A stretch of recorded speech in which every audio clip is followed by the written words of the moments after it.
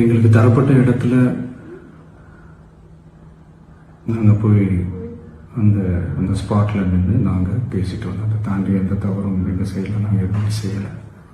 But இருந்தாலும் எங்கள் கட்சியை சேர்ந்த நிர்வாகிகள் தோழர்கள் மேலே எஃப்ஐஆர், அது மட்டும் இல்லை சோஷியல் மீடியாவை சேர்ந்த நண்பர்கள் தோழர்கள் அவங்க மேலே எஃப்ஐஆர்லாம் போட்டு இப்போ பிடிச்சிட்டு இருக்கிறாங்க.